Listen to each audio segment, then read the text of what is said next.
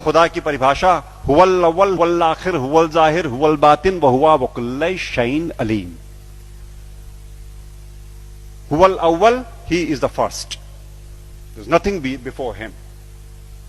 हुवल अव्वल, हुवल आखिर, उसके बाद कुछ नहीं होगा। वो परवरदिगार वो है जिसके आगे कुछ नहीं होगा, उसके आगे कुछ है नहीं। हुवल जाहिर, जितना दिखता है वो सब वही है। हुवल बातिन, जो नहीं दिख, जो हमें दिखता है वही थोड़ी है।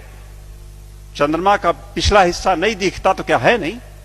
तो जो तुम्हें नहीं दिखता लेकिन है वो भी वही है। हुवल जाहिर हुवल बातिन वहुवा वकुल्ल शैइन अलीम, हर बातों को जानने वाला है वो।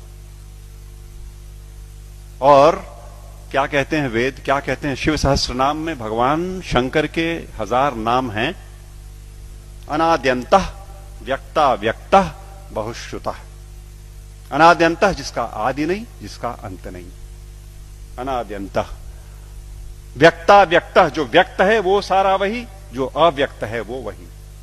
बहुश्रुतः, सर्वज्ञ, सब कुछ जानने वाला, कॉन्शियसनेस का सोर्स है ना वो, इसलिए सब कुछ जानने वाला वही परमात्मा, वही परवरदिगार। और Bible, I am the alpha and the omega, I am the alpha and the omega, I am the first and the last. किससे लड़ रहे हो और क्यों लड़ रहे हैं? हम क्यों नहीं कोर में जाते और उन एक बातों को देखते जो एकदम एक तरीके से डिफाइन करता है उस परमात्मा को, और उसको छोड़ करके हम छिलकों पे लड़ाइयां लड़ रहे हैं। गूदे छोड़ करके हम छिलकों पे लड़ाइयां लड़ रहे हैं, जाने गंवा रहे हैं, दुकानें जलाते हैं, शहर फूंक देते हैं, और अपने इस देश की और आसपास के पड़ोसी देशों में भी तबाहियां कटी हुई हैं छिलकों की लड़ाई पे।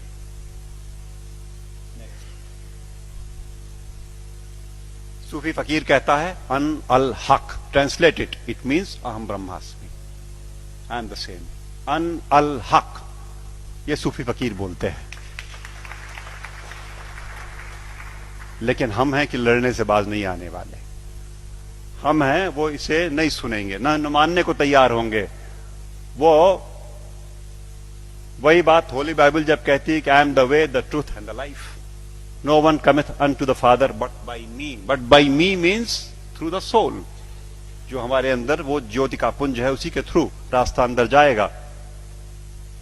एक बात और, वेद कहते हैं न तस्य प्रतिमा अस्ति यस्य नामा महद्यशः, उसकी परवरदिगार की कोई मूर्ति नहीं बन सकती।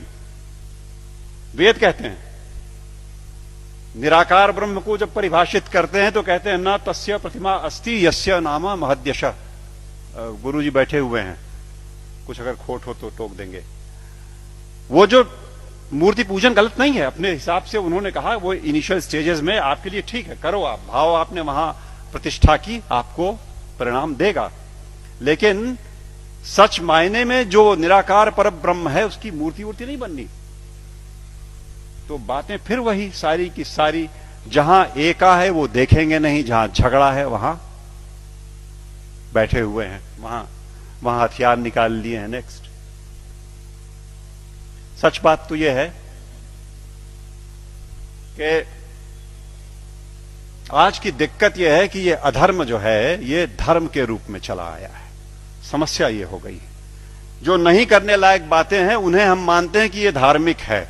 सती प्रथा थी कभी इसी देश में ना, 6 साल की बच्ची का ब्याह कर दिया, उसे शादी पता नहीं, गुड़िया गुड्डी खेलती हुई, और वो बैठी और मिठाई खा करके बीवी बन गई, पत्नी हो गई। और बगल के गांव का लड़का 8 साल का किसी बीमारी में चला गया, अब ये सती हो गई। अब इसे चढ़ा दो किसी ढेर सारे लकड़ी के ढेर पे और लाठियों से पीट के और ढोल ढपाटे मचाते हुए सती कर दो। पागलपन। It was never a prescription of any of the religions that we have. लेकिन वो एक बार धर्म मान लिया लोगों ने तो अपनी बेटियों को जला दिया। दिक्कत तब है जब देश में अधर्म धर्म का लबादा ओढ़ के आता है, लड़ाई लंबी हो जाती है। हम उसे धर्म मानते हैं जो अधर्म है। अभी चल रहा है, मैंने कैंपेन किया जबलपुर में, एंटी क्रैकर कैंपेन। दिवाली पे मर्यादा पुरुषोत्तम भगवान राम के आगमन के नाम पे ये देश, विश्वनाथ जी, 6000 करोड़ रुपए का बारूद अपने आसमान में भरता है। 6,000 करोड़ का बारूद उस देश में जहां दिवाली के दिन करोड़ों के हाथ में एक बताशा नहीं और एक दिया नहीं। अधर्म। जुआ खेलते हैं, शराब पीते हैं, दिवाली में लक्ष्मी जी प्रसन्न हो जाएंगी जुआ खेलने से। What a madness is that. लेकिन चल रहा है। अधर्म जब धर्म का लबादा ओढ़ के घुसेगा समाज में तो निकाले नहीं निकलेगा आसानी से, और अगर वो निकलेगा आपके प्रयास से। आप जगे हुए लोग हैं, आपके प्रयास से जाएगा। राह चलतों के प्रयास में से वो बात नहीं आनी, वो समझ ही नहीं सकते। या आप सुन तो रहे हो, आप शायद समझ भी जरूर रहे होगे। इस देश का एक बड़ा हिस्सा इन बातों को न सुन पाएगा न समझेगा। धैर्य नहीं उसके पास, समझ भी नहीं उसके पास।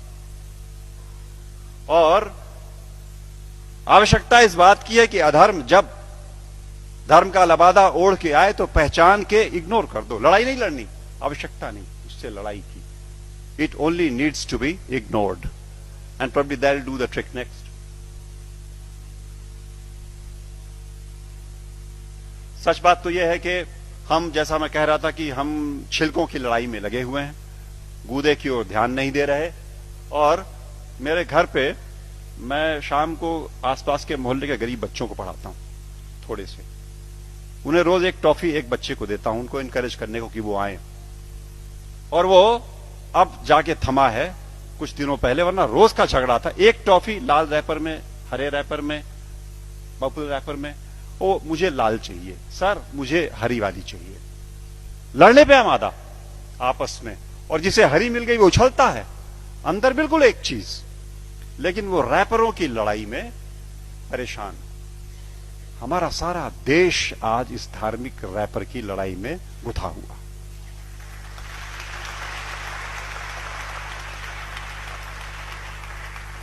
और यकीन मानो आपकी वो परवरदिगार ऊपर से देखता होगा तो बड़ा हंसता होगा।